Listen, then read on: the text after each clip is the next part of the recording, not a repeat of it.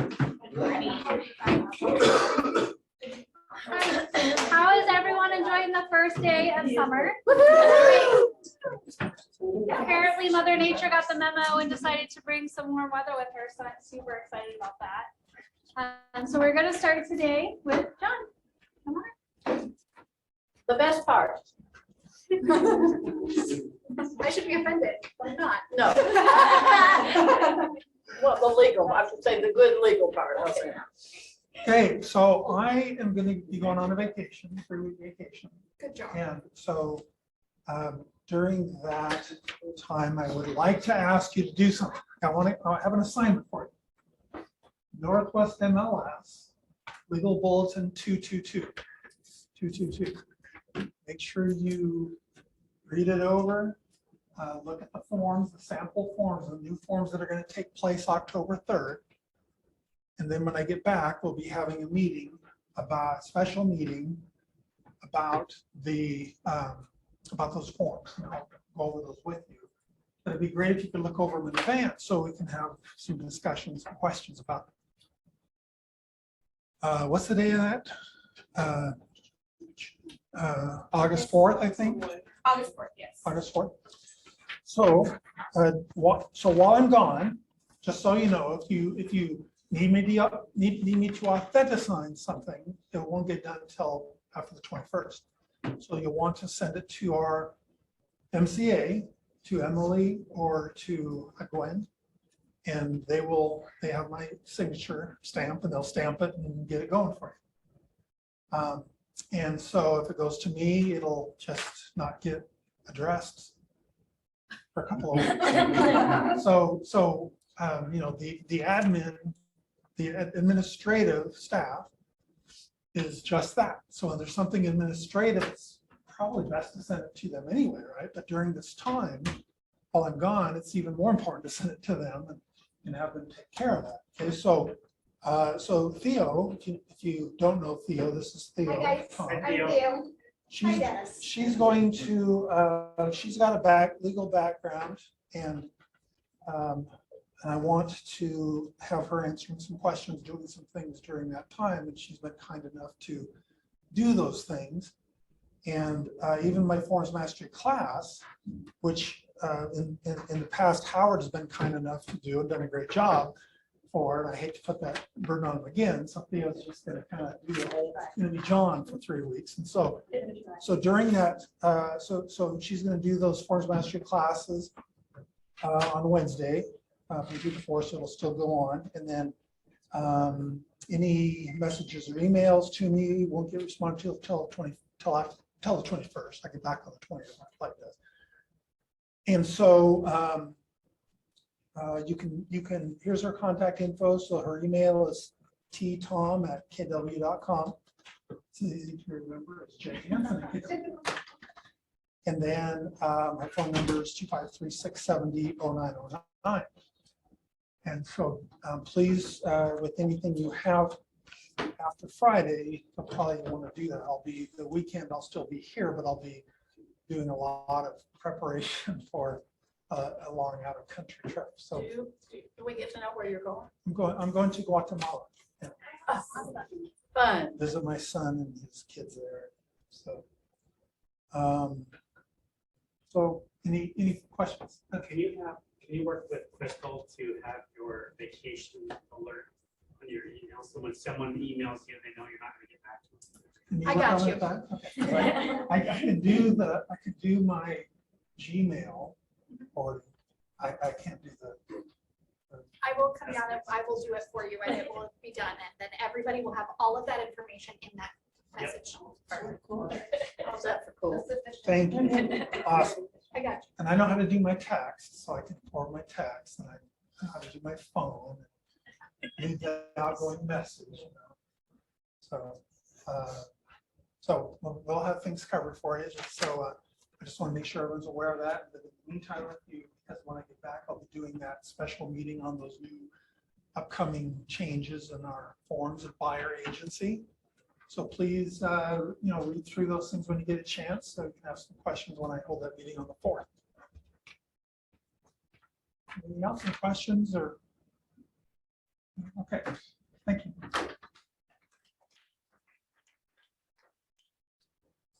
Awesome. So I want to introduce you guys to Ty Frederick, who is our new American Home Shield partner, right? Just the right one? Yep. Yeah. I'm the new Pam. I'm the new Pam. So, yeah. Yeah, so 19 years of service. I don't know how many of you knew Pam. She's retired. She's not really retired. She's working with her. Not Pam Ranch, Pam Pamalagi. Pamalagi, yeah. So I'm the new Pam, and I'm going to be super efficient with my time here today because I come from a world of, boy, that could have been handled in an email. So I just want to give you guys enough to be dangerous, not enough to take my job. My contact info if you need help with home warranties. I have a ton of marketing material, so I can get you whatever you need to help with your onboarding process for buyers or sellers. The biggest thing that you can use is the one pager here. I dropped off some updated ones. We have pricing changes April 1st. You'll have my contact info. Email me if you want me to send you a digital copy. These are huge just to have when you're sending them out to your sellers, your buyers. One big thing that did change April 1st was that we used to do a complimentary listing coverage. That was our basic coverage, our essentials. That went away. But we still have seller coverage. It just comes with a buyer's warranty. So if you were representing your buyers, you're giving them a gift to them to buy them a 1-year warranty for $65 with no air conditioning, 75 with, you can add that seller coverage and it goes into effect at mutual acceptance until the day of closing. So we've seen a handful of those that things pop up on inspections. I'm sure you guys have seen inspections are coming back, right? And they can pay their $100 trades fee on the seller's coverage of the home warranty and get those items fixed. The biggest thing to remember though is the essential coverage. So it's the major system, HVAC, plumbing, electrical. It's not going to be the appliances, things like that. So other than that, I could go on for hours and hours of all the little intricacies that are there. You guys have my contact info. I brought some more brochures, my cards. You want to grab me when this is all done. My ideal would be to have a one-on-one with every single one of you guys, just however I can help during your guys' process. Where are the brochures? I left them at the front, so I don't know. Okay. Yeah, but I have some here that Okay. I can give you a little Alright. stack if you want to have some of your own. So, any quick questions while I'm up here? I know you guys want to get out to the sun and pretend to work. Okay, thank you guys. It's my turn. Hi, quickest tech update ever. I have no update. I just got back from vacation. So John's leaving, I'm back. If there's updates, I'll let you know. The reality is there's nothing super exciting that happened. I really just want to take this opportunity to say, does anybody have any questions? Ask them now. Command works perfectly. I love that for you. No, we have a whole hour to discuss it. Yeah. Any burning command technology shared services questions? Okay, don't say I didn't give you an opportunity. Because I did. All right, that's it.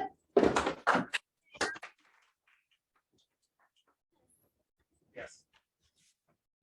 Awesome. So shift tactic 11 is all about mastering the market of the moment. Specifically, this tactic talks about short sales, foreclosures, and REOs, all skills that all of you should work on if you don't currently have them. Okay. But Dennis is going to talk about the market of the moment today that is not quite there yet, so that you guys can be ready for that. Okay, let's go you. Okay. So instead of talking about foreclosures, because I'm not sure we're going to see a lot of those. People that were underwater are no longer underwater.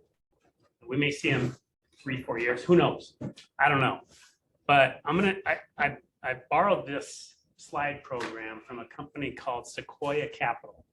Sequoia Capital is a giant VC venture capital fund, and they fund a bunch of startups in the technology industry and all over the place. So they're really, really big. So this was something they presented to all of the people that they've given money to. So I want to go through this. And as you know, the Feds are raising rate, and their mandate is to control inflation and tighten the liquidity conditions. And you can see that they've had, I think, 10 times they've raised the rate since 9/21. Yeah. They're gonna keep doing it until inflation comes down. And that means we have to quit spending money. I mean, we, the general population has to quit spending as much as they've been spending because it's hotter than they can keep up. And this is interesting. Capital was free, now it's expensive. When capital was free, the best performing companies were capital consumptive. That means they were burning through cash. Think of Amazon or any of the the startup real estate companies, Compass, EXP. As capital has gotten expensive, these have become the worst performing companies. What are the other implications of capital being expensive? Well, it means if capital is expensive, it's really hard to get more capital, especially if you're burning through cash. I mean, profit. Profit is the thing now. Yeah. Given every dollar is more precious than it was, how are you going to change your priorities? So think of this for two things. One for yourself, your personal living expenses, and two for your business. Okay. Next. We're going to talk about the public markets. And this was done, by the way, this was done about a month ago. So it's out of date. NASDAQ's actually over 30% down right now. Came up today, or it was up when I left anyway this morning. 61% of all software, internet, and fintech companies are trading below pre-pandemic 2020 prices. Fintech means financial technology companies. Would be like, what would it be? Not crypto. The non-banks. The non-banks. Venmo. Venmo, yeah, companies like that.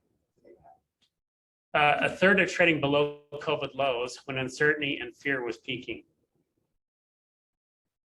And growth at all costs is no longer being rewarded.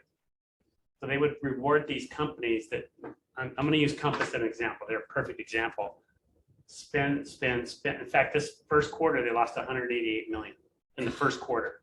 And probably the best time to be in real estate. They have $450 million left of cash. When they run out, what's going to happen? Because they're buying up all the. They've been paying agents. They've been doing all kinds of stuff. Can I ask a quick question just about Compass? Are they a Redfin model or not? No. No. They don't pay their agents.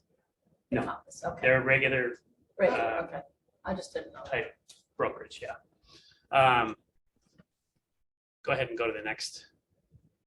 Focus is shifting to companies with profitability. This is the NASDAQ 100 versus the Morgan Stanley Unprofitable Tech Index, and it shows you the unprofitable tech index is down 64%. Cheap capital is not coming to the rescue. So for some, I'm going to go back to Compass because I know their numbers so well.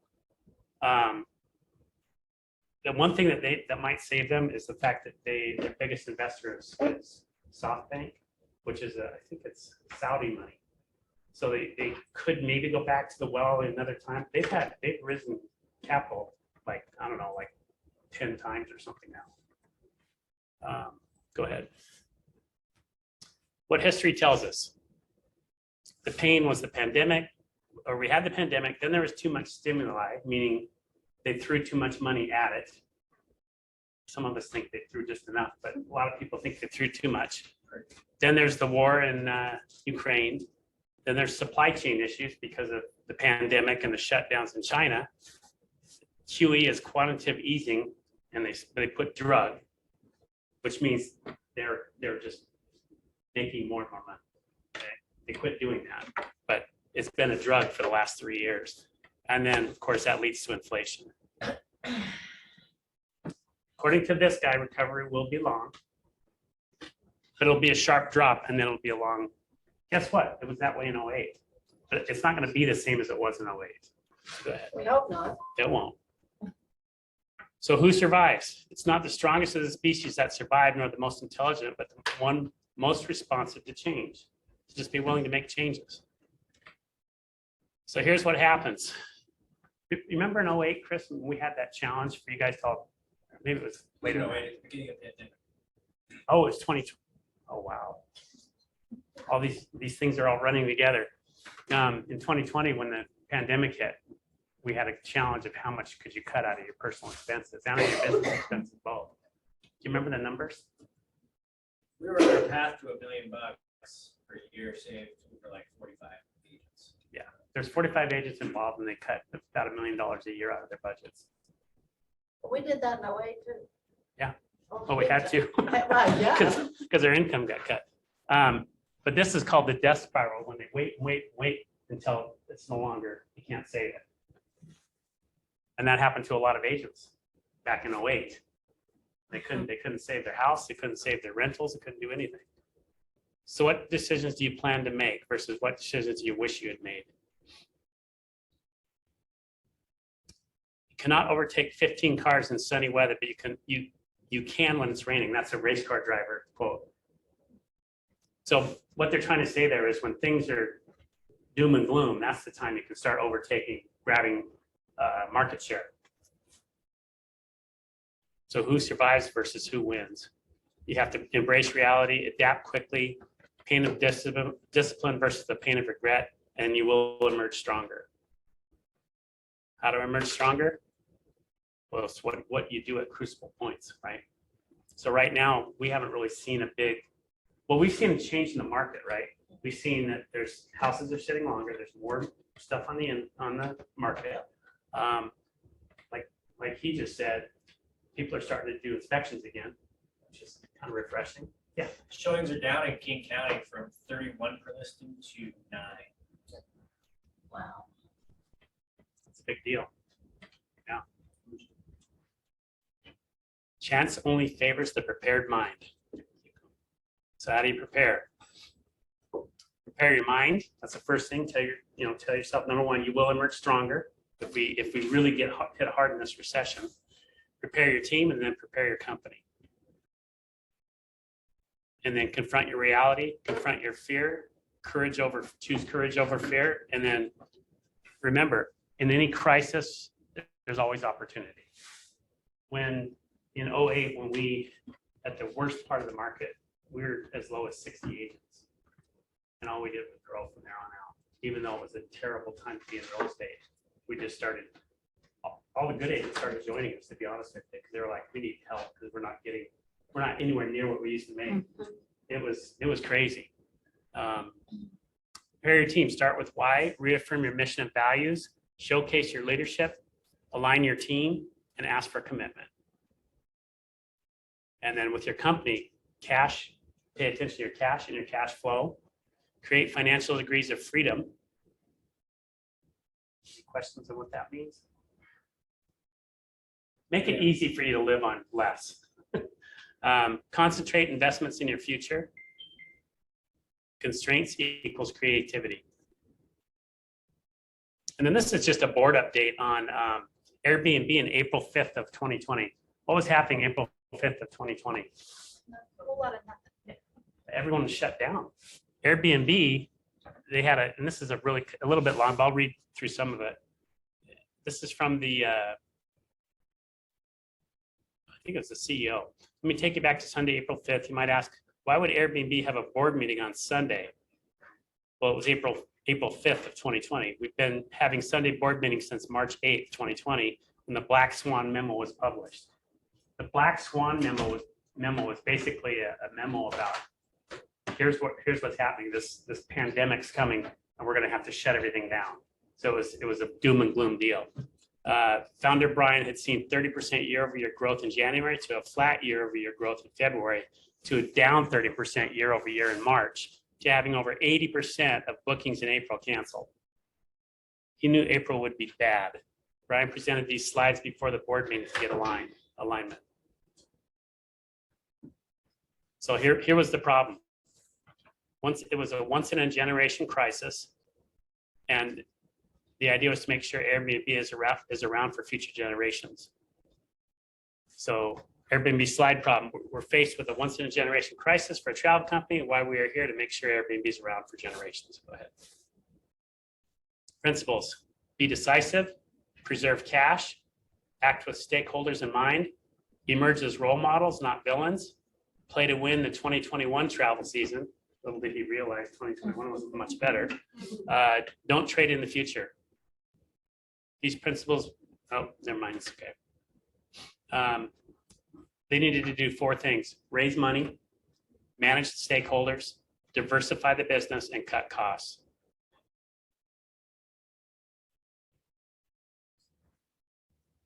This is John Maxwell.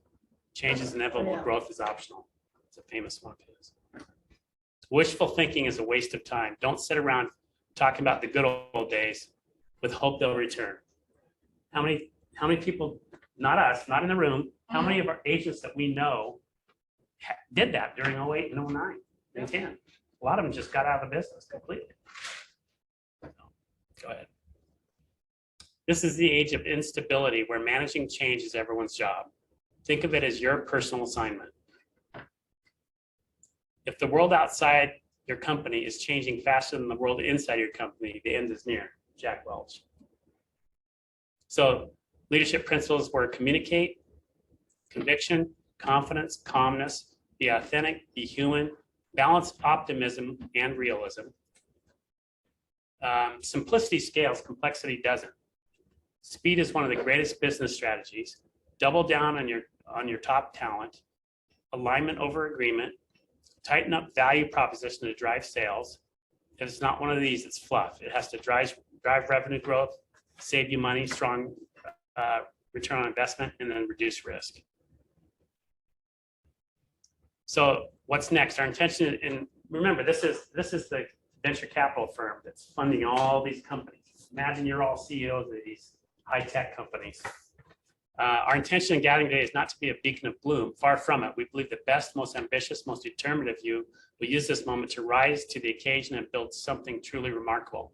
That was true for Cisco after the crash in '87, Google and PayPal in 2000 after the dot-com bust, Airbnb in 08 in the midst of the financial crisis, DoorDash in 2020 during the health pandemic. But we also believe that winning in the years ahead is going to depend on making hard, decisive choices, confronting uncomfortable challenges that may have been masked during the exuberance and distortions of free capital over the past 2 years. Primary goal of this session is to shift our collective mindset. We are at a moment of uncertainty and change, a crucible moment where your decisions will have a major bearing on the outcome for your company. Can you pull up those? I want to show you a couple slides that are really interesting. I've been tracking Redfin, EXP, and Compass.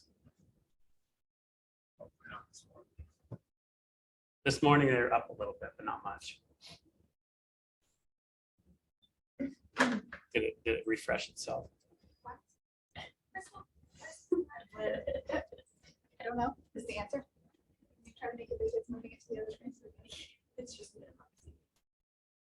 Because it's highlighting the minimize. button. Go a little bit farther over. Here, let me just, hang on, just-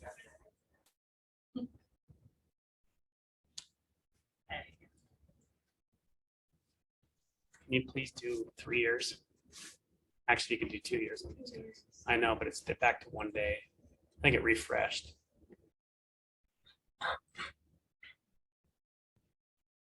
So they opened up. I think it was $20 a share. They're now what? $3.97. So a lot of their promises were that they'd get you as an agent, you can buy their stock. It's not worked out so well. And like I said, these are the ones that would be most interesting to see if they get another bailout because they're burning through cash fast. Let's go on to the What's next. interesting too about Compass, by the way, they shut down Modus. There's a lot of Yeah. talented people with Modus. Yep. By the way, so if you are looking to hire, Modus would be a very good place. Yeah, their title and escrow, they completely shut it down. They just bought it, what, a year ago? 2020. 2 years. Saw that. So this is EXP. This was when before they went, it was a publicly traded, but it was like a penny stock here. And then they went up when this is when they first started. And then they've done nothing but go down since. They're down to 1184. And actually there's I don't know if it shows on this. There's a thing that tells you how long it would take to get your if you invested that much money, how long would it take to get it back based on their profitability? When did they peak? I can't see the dates. The peak, Yeah. you can hold that over that. January 20. But Dennis, EXP's been around a while now. Yeah, but they were penny stock back here, and then they went on the NASDAQ, I think, or wherever they're at. I don't know where they're at. And I think they bought a Canadian company. They did it, it's kind of smart. And bought that Canadian company and went in and that way they could get it in the market faster. And then finally, Redfin. Redfin, this is, go a little farther. This is a 3-year chart. This is the lowest it's ever been in 3 years. In fact, you could go 5 years on that, or go all.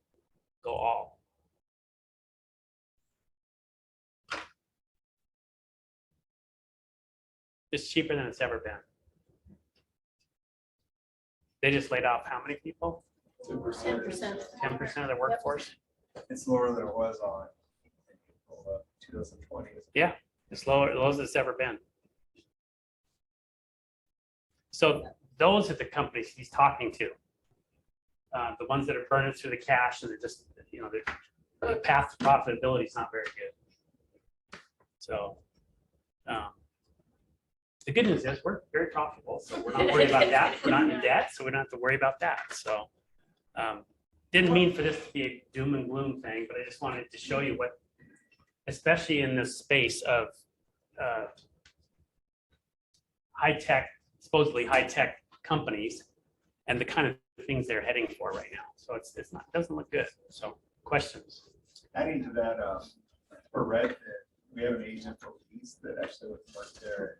I talked to her the other day. She has a house in Heritage Park, Browns Point. They had all those people laid off and she's kind of worried right now. She had 2 people on her team. She lives out in Baldwin now, but she's worried she could be the next to go for Redfin. So she said there's some really great agents and she's going to let us know that, we're hiring right now, kind of. So, but she also has a house that she listed down in Heritage Park. It's like $100,000 lower than what Chris Holden just sold before. So, and she just accepted that offer. Instead of 800,000, she accepted hers at 700,000. Wow. Wow. Well, I have my own ideas of what that says. It means that someone inexperienced about what the market should be, that should have probably held out a little harder for their seller. Oh, it's her own house. Oh, it's her own house. Yeah. Yeah. Wow. So she just wanted to get out of the debt. She does, yeah. Yeah. But there's, it's going to comp out based on an $800,000 sale right away. Yeah. This is something I've been thinking about a lot, and they touched on it, said preserve cash. So if you're in a position to hold on to some cash or pay off a car, a blanket, one size fits all, but how would you approach making that? Both. Pay it off and preserve it. You don't want to have debt going into, more debt you have when money's tighter, the worse it is, unless it's a debt that someone else is paying, like a rental property. That's good debt, but something that you have to make a certain amount of income just to keep up, that's not what you want. And if you have enough cash to be able to pay off those things that are sitting on credit, pay them off. Meaning enough cash where you still have reserves. I don't want you to spend every dime just to get out of whatever you've got, but if you've got extra, do it, get rid of it. And then take whatever you were going to pay towards that and start building up your reserves. So this went directly into shift. You can see most of the tactics in there, which is literally why we've been talking about it for this entire last 12 weeks. So get your mindset right, which they talked about. Remargin your business. Do more with less. Right? Find the motivated. Open houses. Number 5 is get to the table. Catch people in your web. Price ahead of the market. Stand out from the competitor. create urgency, expand the options, and master the market of the moment. Right? So these skills are necessary for the market we're moving into because it's not easy anymore, right? Taking $100,000 less on a house because we don't have the skills or they may not have the skills to. She was negotiate. panicking. She was out of, that's fear. Yeah. That's fear. That's, You have to be the voice of reason, right? And be able to have those conversations. We talked about that with Robin, I think the week before last week. Being able to talk to your buyers and sellers and educate on the market versus fear and doom and gloom and the world is going to end. The sky is falling anything, right? Yeah. And that's just an awesome recap of that. yeah, that was interesting because it was totally out of our business, but yet kind of applies.